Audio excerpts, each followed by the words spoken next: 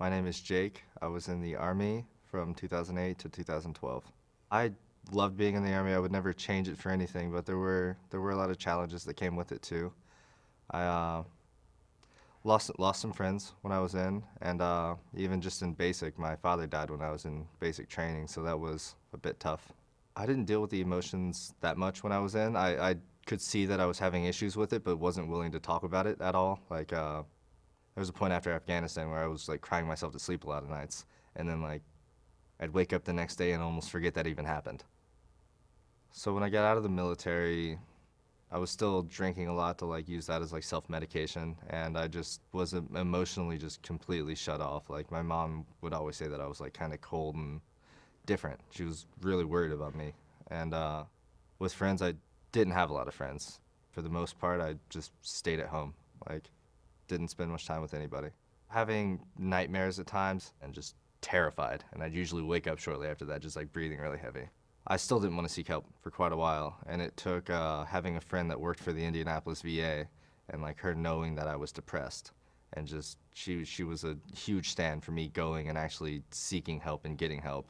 My first experience with the VA was the Indianapolis VA, which was amazing. I went in a Friday afternoon, and they set me up with a meeting that following Monday with my entire team, like a case manager, social worker, like my mental health doctor, and a primary care. Like I got to meet all of them the very next Monday, and got to actually sit down and like have appointments with them. So that went really well.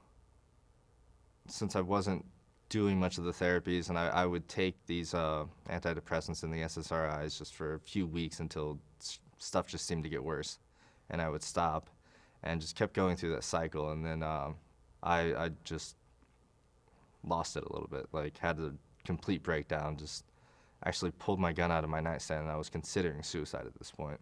And then just even that thought going through my head, I just balled up on the, like curled up on the floor and just bawled my eyes out. I really think what saved me was just my dog. Like, she pushed her way up to me, just laid her head on my chest and wouldn't leave me, like, at all that whole night. Or, like, the next couple days, she was stuck to me. That was when I realized I had to actually do something. Like, I couldn't just keep putting off and just acting like everything was okay and gonna get better, because it doesn't get better unless if you do something.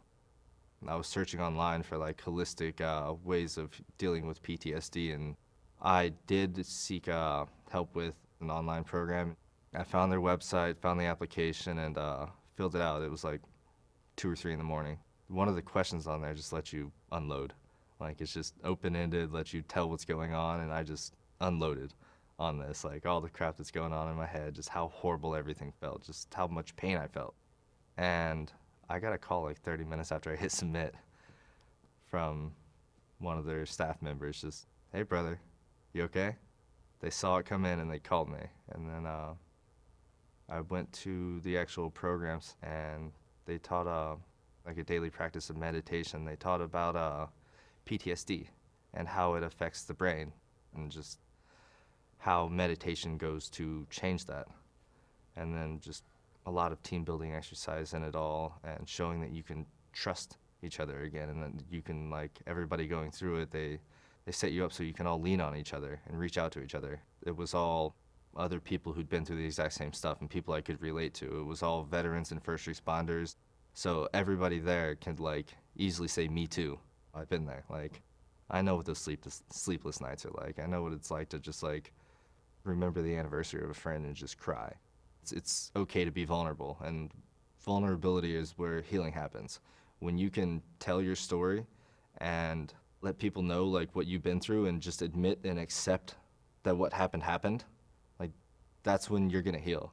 There's tons of different organizations, there's tons of different programs that give you that space to do that in. So find the one that fits for you.